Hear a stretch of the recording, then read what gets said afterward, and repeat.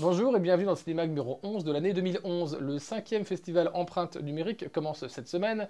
La plupart des œuvres seront présentées au Centre culturel Bellegarde. Les arts numériques sont interrogés et cette année, on interroge aussi la notion d'auteur. On ne va pas travailler avec les artistes qui travaillent avec la notion d'auteur individuel. On va travailler avec des artistes qui ont une autre stratégie. Et on s'est rendu compte que les artistes sont arrivés en collectif, et en plus d'arriver en collectif, ils ne savent pas trop ce qu'ils vont présenter. Ils disent on va construire sur place. Et on construit avec les moyens qu'il y a sur place et avec le public qui vient nous voir et qui vont participer et qu'on va sortir quelque chose ensemble. Voilà, c'est très expérimental. Et je pense qu'à un moment donné, on était fasciné par les machines et c'était la machine et l'interface qui faisait tout. Et maintenant, l'idée, c'est presque tous les artistes, ils veulent oublier la machine. Ils veulent que la machine ne soit pas visible, que l'interface, ne soit pas du tout la souris, les claviers, que ce soit vraiment le corps. Que toi, tu bouges, tu agis devant la pièce et la pièce réagit par rapport à ta présence, en fait. Et ils vont créer quelque chose, une pièce musicale, une bande rock, en fait, et à partir d'écoute, ils vont dire on va écouter Toulouse. En fait, ils vont faire des prises de son dans la ville, ils vont faire des prises de son dans le festival et ils vont travailler, traiter tout ça pour sortir quelque chose à la fin du festival.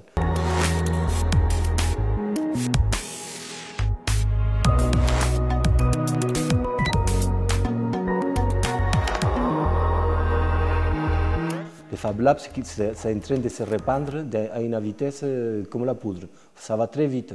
Et tous les gens qui font des Fab Labs, ils fabriquent des pièces, mais ils se sentent plutôt du côté des fabricants d'objets comme des objets industriels que de l'art.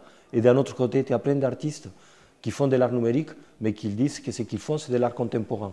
Ça fait qu'on est encore dans quelque chose qui est en train de bouger et que c'est assez difficile à classer encore.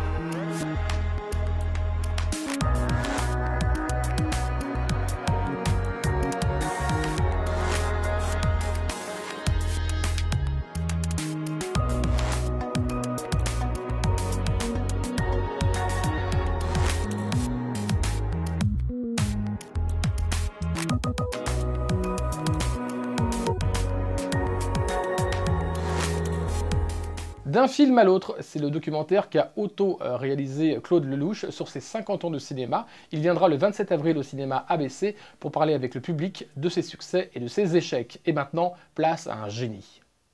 Pierre Etex, artiste total, était il y a peu à la Cinémathèque de Toulouse dans le cadre de la thématique Le burlesque poétique français. Il est le dernier représentant de ce courant jouant sur la réalité prise à contre-pied. Tout son travail sur le gag est né au cirque, il y était clown, l'art majeur. Ce qui est merveilleux au cirque, c'est que, contrairement au théâtre, c'est que vous n'avez pas de décor, vous n'avez pas d'auteur à respecter, vous n'avez pas de metteur en scène.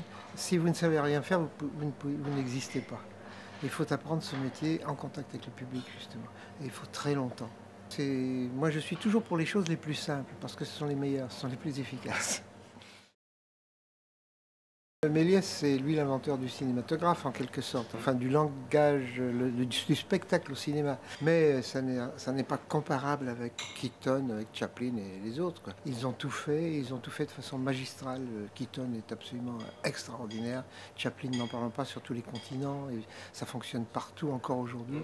Quand on songe qu'en 1928, il a fait La ruée vers l'or et qu'on peut encore voir ce film aujourd'hui, sans que ça pose le moindre problème. Il n'y a pas beaucoup de films, vous savez, qui ont ce mérite.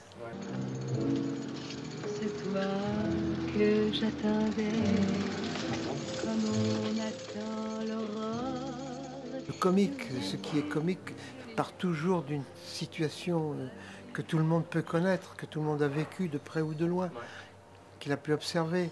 Et ces choses qu'on a pu observer vous touchent plus directement. C'est normal. Et il faut différencier en tout cas le théâtre et le cinéma. Le théâtre est bavard et le cinéma ne l'est pas forcément, mais il est sonore. Alors c'est Bresson qui disait que le son est au moins aussi important que l'image, et c'est complètement vrai. Si on arrive à faire rire par un son, c'est gagné, quoi, je veux dire. Tu aimes une autre femme? Oui. Enfin, je peux dire que dans chacun des films que j'ai faits, j'ai toujours accordé énormément de temps pour le son. J'ai refait tous les sons que j'ai montés sur les images. Mais ce ne sont jamais des sons qui ont été pris dans le réel. Ce sont des choses qu'on a refabriquées et qui sont plus vraies que le son réel.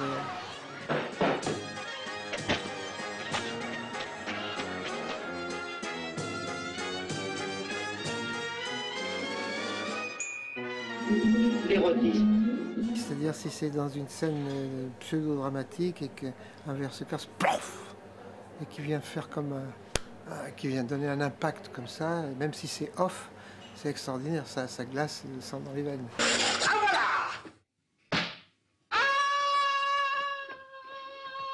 Et c'est pas tout, vous allez voir! J'ai pas pris de tic dans le cinéma. Moi, j'ai un faible, effectivement, pour tout ce qui peut se dérouler dans un plan fixe, c'est très important. Pas que les choses que l'on fait comme ça, un peu n'importe comment, ou trop rapidement, ne peuvent pas tenir la route. Il faut prendre le temps de regarder ce que l'on fait, c'est-à-dire d'avoir un jugement. Et je sais très bien que quand on a une trouvaille qui arrive comme ça, on se jette dessus et c'est formidable, c'est comme un appétit féroce, on se dit ça va être formidable. Et puis le lendemain on se dit oui au fait mais c'est pas terrible parce que c'est faible à tel moment, etc. Et il faut pouvoir avoir ce regard tous les jours. Et Tati m'avait dit un jour une chose qui est tout à fait troublante et qui est en même temps très vraie. Il disait, si au bout d'une année, vous avez envie de tourner le gag, c'est qu'il est bon. Moi, je veux dire, s'il faut attendre un an avant de... Mais quand même, ce que j'ai souvent répondu à mon producteur qui me disait tu crois que ça va faire rire le public? J'ai dit mais moi ça m'amuse. À partir du moment où ça m'amuse, je ne suis pas un cas d'espèce. Il y en a d'autres que ça amusera, il y en a d'autres que ça n'amusera pas. Mais bon, il faut prendre ce genre de risque. Ouais. Molière l'avait dit d'ailleurs.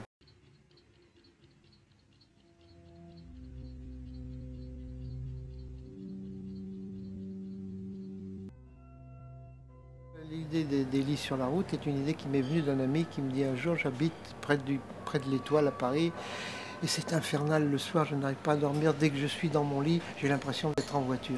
Ouais. Et je l'ai imaginé dans son lit qui s'en allait sur la route. Voilà. Et l'idée est partie de là.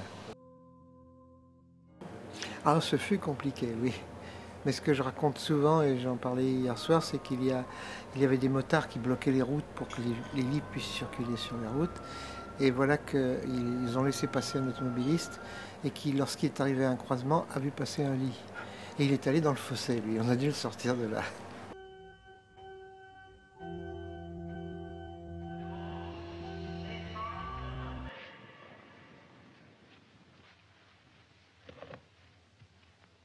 Il y a quelque chose qui est très proche dans le cinéma de Bresson, c'est qu'il y a une grande rigueur et ce même amour du cinématographe. D'ailleurs, il l'a exprimé tout au long et ses notes sur le cinéma sont remarquables, quoi. C'est quelqu'un d'extrêmement sensible, d'extrêmement intelligent et qui a fait des films qui vont passer le temps, quoi, et qui commencent à le passer déjà très très bien. Jerry Lewis est un des grands amis de Pierre Étex et pourtant il semble être à l'opposé. Autant Pierre Étex c'est en discrétion, autant Jerry Lewis c'est crack boum ah. C'est vraiment quelqu'un on fait le même métier. Mais alors souvent je me suis entendu dire mais comment vous entendez-vous avec lui parce que ce que vous faites est si différent l'un de l'autre. Pas du tout, l'expression est autre. Mais c'est le même métier et c'est la même rigueur et c'est les mêmes choses qui nous amusent. Il a une adoration pour Stan Laurel qui place au-dessus de tous les autres, ce que je comprends très bien.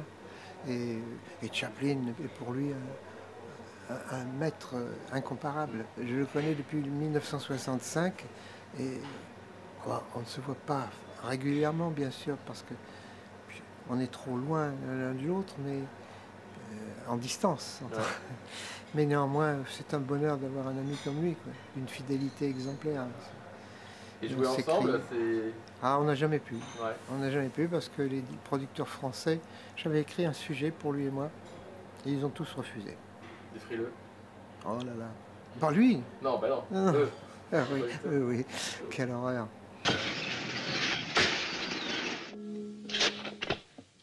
Je ne les vois pas, les films dits comiques, parce que quand je vois un extrait parfois à la télévision, bon, je sais ce qui m'attend et j'ai pas envie d'aller me morfondre.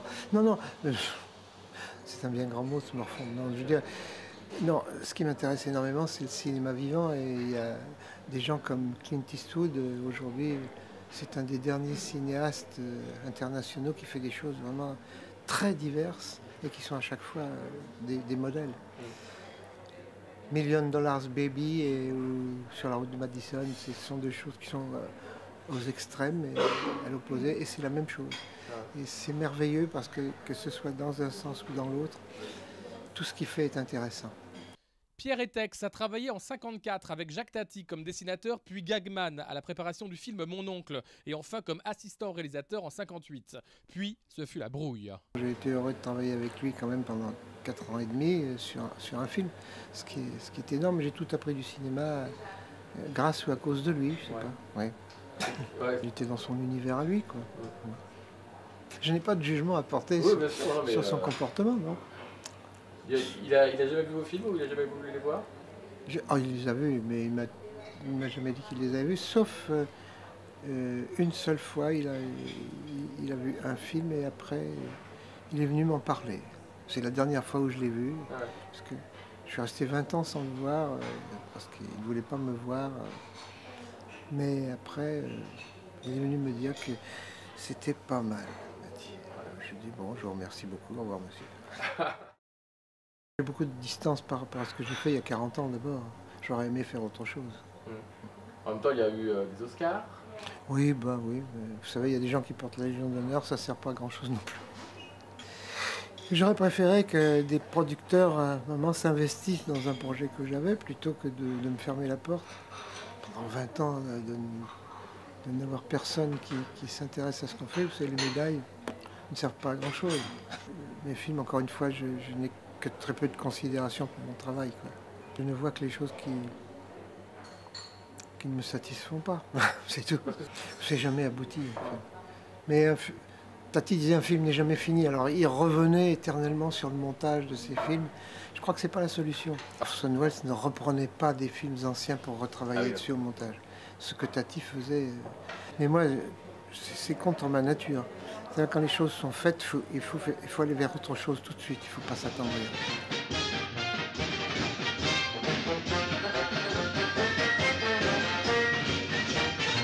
Il y a un film qui s'appelle Winter Bones, qui sera à l'Utopia Tournefeuille à partir du 27 avril. Mais au départ, c'est un roman de Daniel Woodrell, édité chez Rivage Noir en livre. Et puis maintenant, il y a cette bande dessinée, éditée chez Rivage Noir Casterman, qui s'appelle Un hiver de glace, qui a adapté du roman de Daniel Woodrell par Romain Renard. Donc il y a un film, un livre et une bande dessinée désormais.